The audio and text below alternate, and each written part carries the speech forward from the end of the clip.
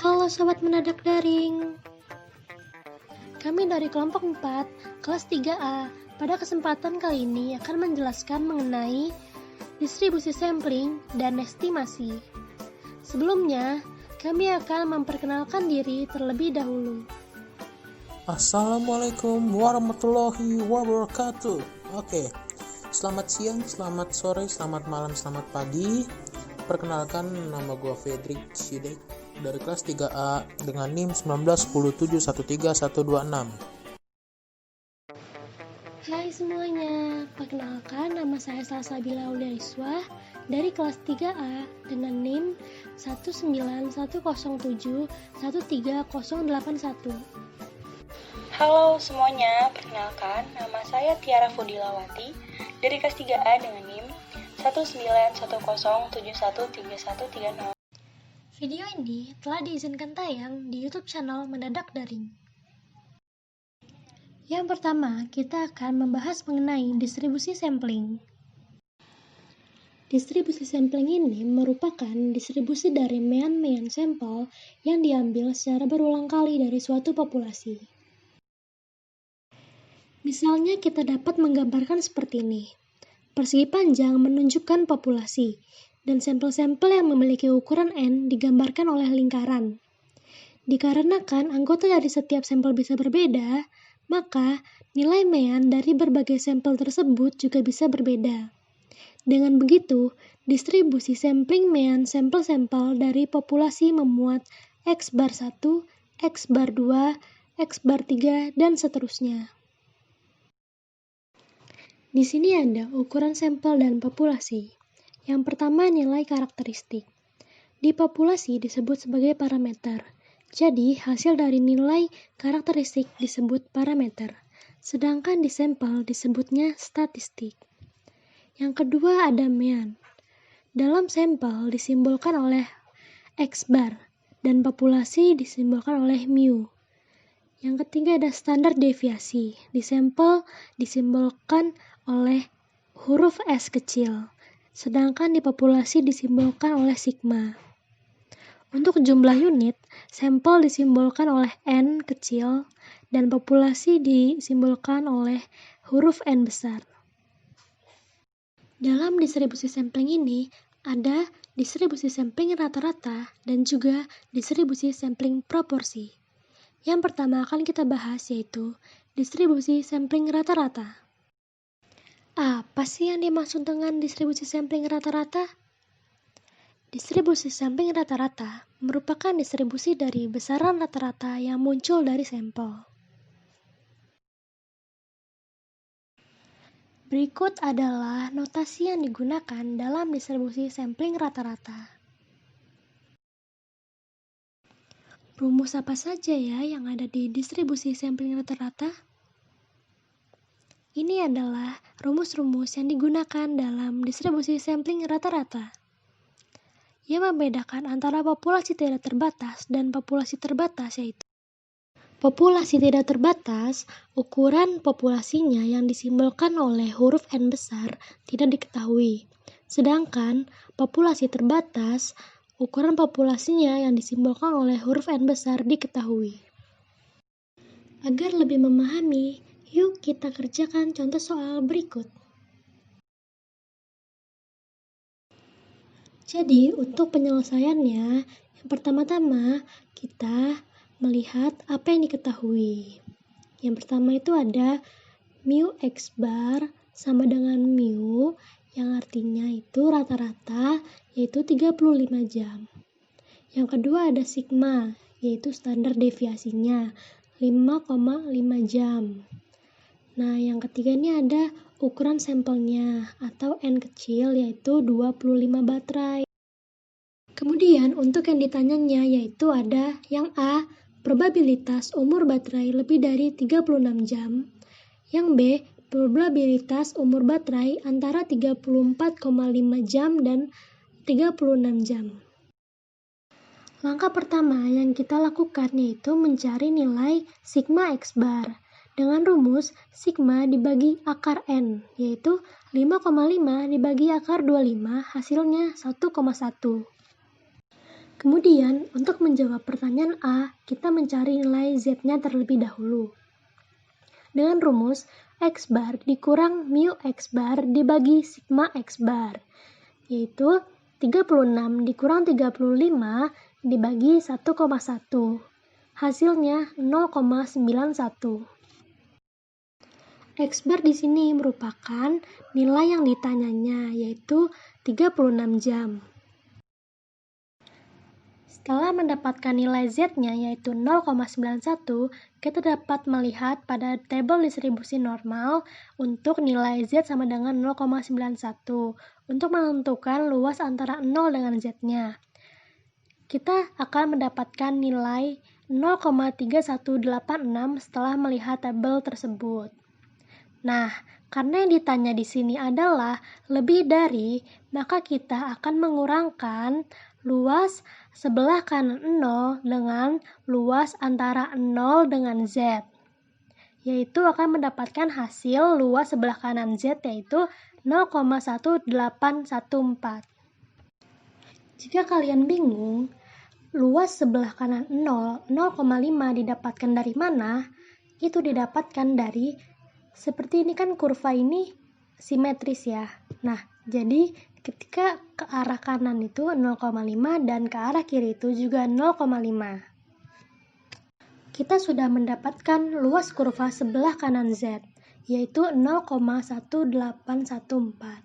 Jadi, dari 25 baterai yang dipilih, probabilitas umur baterai lebih dari 36 jam adalah sebesar 18,14%. Kemudian, untuk penyelesaian pertanyaan B, kita masih memakai sigma X bar yang tadi yaitu 1,1. Di sini yang pertama kita mencari Z1-nya dulu. Rumusnya X bar dikurang mu X bar dibagi sigma X bar, yaitu 34,5 dikurang 35 dibagi 1,1. Hasilnya min 0,45. Kita sekarang mencari Z2-nya, yaitu dengan nilai X-nya 36. Jadi 36 dikurang 35 dibagi 1,1 hasilnya 0,91. Nah, sekarang kita sudah mengetahui nilai Z1 dan Z2-nya. Kita dapat melihat pada tabel distribusi normal untuk mengetahui luas antara Z1 dengan 0 dan luas antara 0 dengan Z2. Setelah kita melihat tabel distribusi normal, kita dapat mengetahui luas antara Z1 dengan 0, yaitu 0,1736, dan luas antara 0 dengan Z2, yaitu 0,3186. Karena yang ditanyakan adalah probabilitas umur baterai antara 34,5 dan 36 jam, jadi kita menjumlahkan luas antara Z1 dengan 0 dan luas antara 0 dengan Z2. Dan akhirnya kita akan memperoleh luas antara Z1 dengan Z2 yaitu 0,4922. Jadi, dari 25 baterai yang dipilih, probabilitas umur baterai antara 34,5 dan 36 jam adalah sebesar 0,4922 atau 49,22%. Sekarang kita masuk ke distribusi sampling proporsi. Apa sih yang dimaksud dengan distribusi sampling proporsi? Distribusi sampling proporsi merupakan kumpulan atau distribusi semua perbandingan sampelnya untuk suatu peristiwa. Berikut adalah notasi dalam distribusi sampling proporsi. Seperti apa ya rumus yang digunakan dalam distribusi sampling proporsi? Berikut adalah rumus-rumus yang digunakan dalam distribusi sampling proporsi. Masih sama seperti sebelumnya, bahwa populasi tidak terbatas merupakan ukuran populasinya tidak diketahui atau N besarnya tidak diketahui, dan sebaliknya mengenai populasi terbatas. Yuk kita kerjakan contoh soal berikut agar kita lebih memahami. Nah, pertama-tama kita menyusun dulu apa yang diketahuinya dan yang ditanyanya. Yang diketahui yaitu N atau ukuran sampel 180 dan Pi sama dengan 20% atau 0,20. Yang ditanya yaitu probabilitas pelanggan yang membeli kurang dari 15%. Nah, di sini Pi sama dengan mu X per N yaitu 0,2. Sekarang kita akan mencari sigma X per N-nya terlebih dahulu. Dengan rumus, akar Pi dikali 1 dikurang Pi dibagi ukuran sampel atau huruf N kecil itu sama dengan akar 0,20 dikali 1 dikurang 0,20 dibagi 180. Hasilnya itu 0,029814239. Nah, sekarang kita mencari nilai Z-nya. Dengan rumus X per N dikurang mu X per N dibagi sigma X per N. Sama dengan 0,15 dikurang 0,20 dibagi 0,029814239. Hasilnya minus 1,68. X per N di sini itu yang ditanyanya yaitu 15%, jadinya 0,15. Karena nilainya min, jadi kita memakai sisi sebelah kiri dari kurva. Nah, untuk mengetahui luas antara Z dengan 0, kita dapat melihat tabel distribusi normal, yaitu akhirnya kita akan mendapatkan luas 0,4535. Nah, karena di sini yang ditanya adalah kurang dari, jadi kita mengkurangkan sisi sebelah kiri 0 dengan luas antara Z dengan 0, yaitu 0,5 dikurang 0,4535. Nah, kita akan menemukan luas sebelah kiri Z, yaitu yang kurang dari 15%. Luasnya itu 0,0465. Jadi, probabilitas bahwa di antara 180 orang yang masuk ke toko, pelanggan yang membeli kurang dari 15% adalah sebesar 0,0465 atau 4,65%. Nah, sekarang kita masuk ke Central Limit Theorem atau teorema limit pusat. Apa ya yang dimaksud dengan dalil limit pusat? Dalil limit pusat merupakan hubungan antara bentuk distribusi populasi dengan bentuk distribusi sampling rata-rata. Hubungannya yaitu sebagai berikut. Dalil limit pusat memungkinkan kita untuk menafsir parameter populasi dari sampel tanpa harus mengetahui bentuk distribusi populasi. Dengan begitu, dalil ini sangat penting dalam statistika inferensial. Berdasarkan dalil ini, distribusi rata-rata sampel tidak membutuhkan sampel yang besar untuk pendekatan ke distribusi normal. Dengan sampel sebesar 30, telah terjadi pendekatan ke distribusi normal.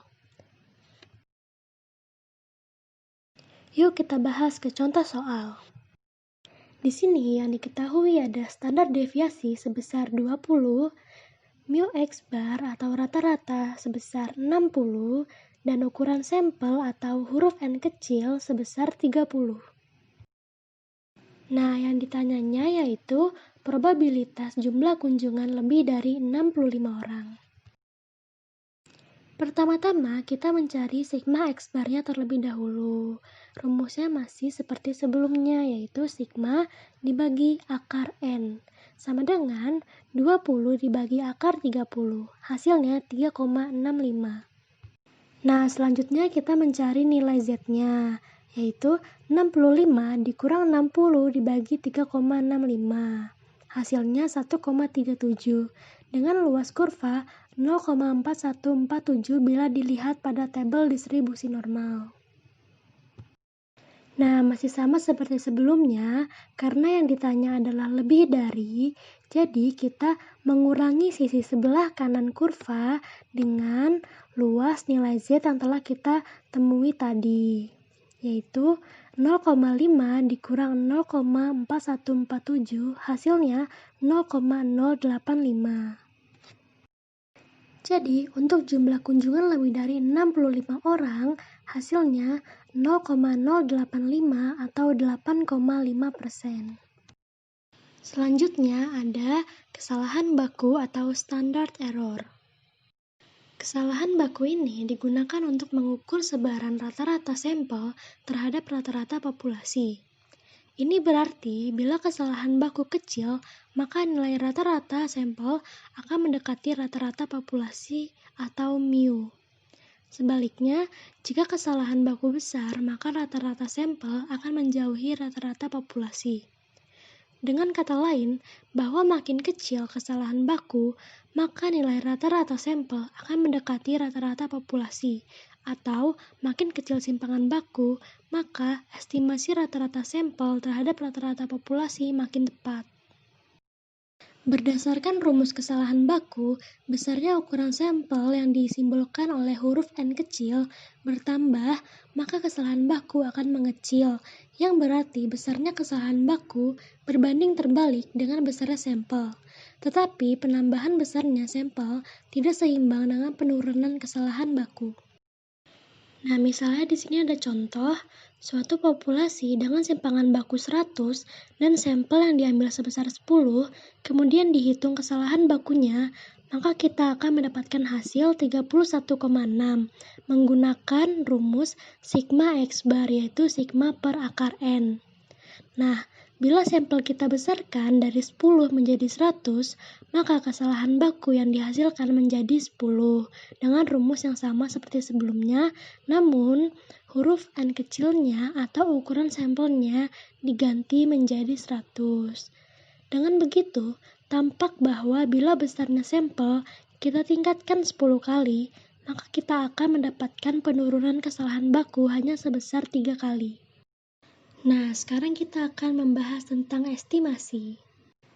Estimasi merupakan suatu metode di mana kita dapat memperkirakan nilai populasi dengan memakai nilai sampel.